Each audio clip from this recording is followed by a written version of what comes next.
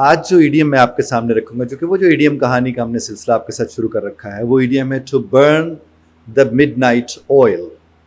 To burn BURN burn the midnight oil.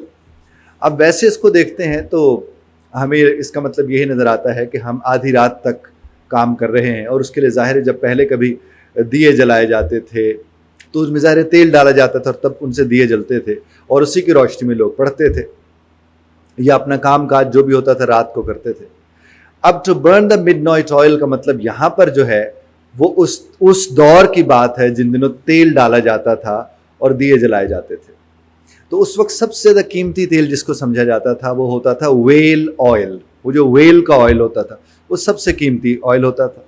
اب یہ idiom وہاں سے آیا کہ اس وقت جو رات گئے جاگتے رہتے تھے کسی بھی پروجیکٹ کو یا کسی بھی کام کو کمپلیٹ کرنے کے لیے، یعنی سویرے دن کو بھی لگے رہے ہوں پتہ نہیں، لیکن رات گئے تک اگر وہ اس کو مکمل کرنے کی کوشش میں، اس کا مطلب وہ اہم شے ہے.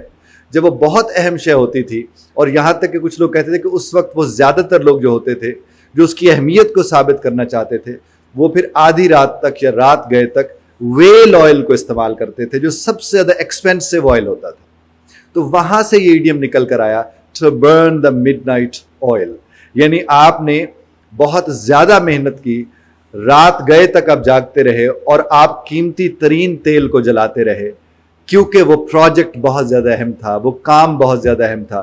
وہ چاہے آپ کوئی تفسیر کی کتاب لکھ رہے تھے، وہ چاہے آپ کوئی حدیث کی کتاب لکھ رہے تھے، وہ چاہے دنیاوی اعتبار سے آپ کوئی کام کر رہے تھے جس کا دنیا کے ساتھ تعلق تھا. مثلا کسی کو آپ نے پروجیکٹ کس نے آپ کو دیا ہوا ہے اور آپ اس پروجیکٹ کو مکمل کرنا چاہتے ہیں.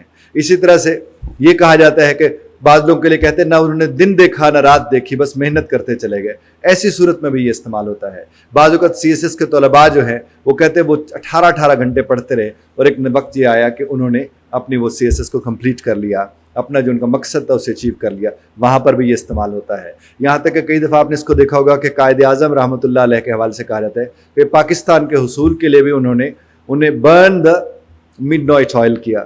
تو آپ جب اس اعتبار سے اس چیز کو دیکھیں گے تو یو سمپلی وڈ انڈرسٹینڈ کہ اس کا بنیادی مقصد یہ ہے کہ آپ اتنا زیادہ کوئی چیز قیمتی ہو جس کے لیے آپ اس سے، یعنی ایک چیز قیمتی ہے، اس قیمتی چیز کو آپ قربان کر رہے ہیں اس چیز پر جو اس سے بھی کہیں زیادہ قیمتی ہے. اور محنت کرنا اور بے پناہ محنت کرنے کے معنوں میں بھی یہ استعمال ہوتا ہے. امید ہے آپ کو یہ بات سمجھ آئی ہوگی، اور کوشش کریں کہ اسی طرح ایڈیمز کی کچھ کہانیاں موجود ہیں، کچھ کہانیاں خود سے بھی بنا سکتے ہیں، جو کہ آپ کو یاد رکھنا ہے کہ اس کا بنیادی مقصد کیا ہے. بہت شکریہ دھیان سے سننے کا. اختلاف رائے کا حق آپ یہاں بھی محفوظ رکھتے ہیں. بذرت طرز اختلاف رائے کا خیال رکھیے گا.